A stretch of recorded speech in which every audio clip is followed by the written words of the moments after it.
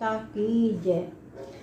शीतला अष्टमी हिंदुओं का एक त्योहार है जिसमें शीतला माता का कीर्तन पूजन किया जाता है। ये होली संपन्न होने के अगले सप्ताह के बाद करते हैं।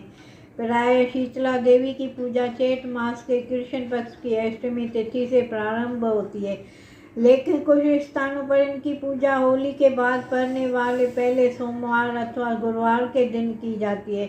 भगवती शीतला की पूजा का विधान की विशिष्ट है।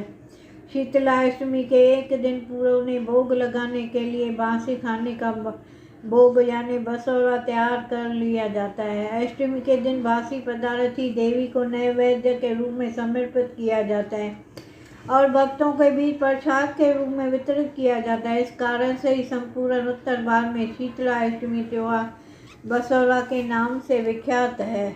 व्रत और विधि।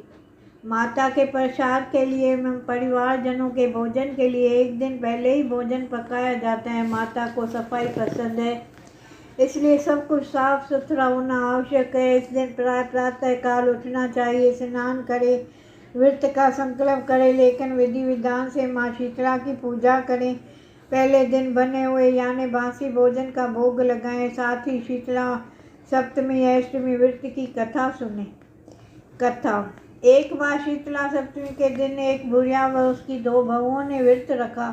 उस दिन सभी को बासी भोजन ग्रहण करना था, इसलिए पहले ही दिन वह भोजन को पका लिया था। लेकिन दोनों बहुओं को कुछ समय पहले ही संतान की प्राप्ति हुई थी। कहीं बासी भोजन खाने से वे उनकी संतान बीमार न हो जाए, इसलिए उन्होंने बासी भोजन ग्रहण न कर अपनी सास के साथ माता की पूजा अर्चना के पश्चात पशुओं के लिए बनाए हुए भोजन के साथ अपने लिए भी रोट सेक कर अपना चूरमा बनाकर खा लिया।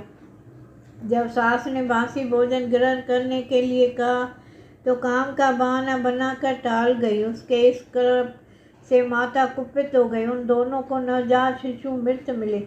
जब सास को पूरी कहानी पता चली तो उसने दोनों को घर से निकाल दिया। दोनों अपने शिशु के शव को लिए जा रही थी कि एक बरगद के पास रुक विश्राम के लिए ठहर गई।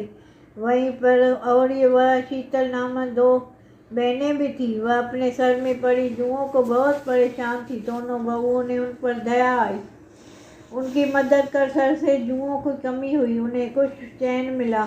बहुओं को आशीष दिया कि तुम्हारी गोद हरी हो जाए। उन्होंने कहा कि हरी भरी गोद ही लूट गई। इस पर शीतला ने लता लगाते हुए कहा कि पाप कर्म का दंड तो भुगतना ही पड़ेगा। बहुओं ने पहचान लिया कि ये साक्षात माता है तो चरणों में पड़ गई और क्षमा याचना की। माता को भी उनके पश्चाताप करने पर दया आई। उनके मृत बालक को जीवित हो गए। तब दोनों खुशी खुशी गांव लौट आई। इस चमत्कार को देखकर सब हैरान रह गए। उसके बाद पूरा गांव माता को मानने लगा। जय शीतला माता की जय।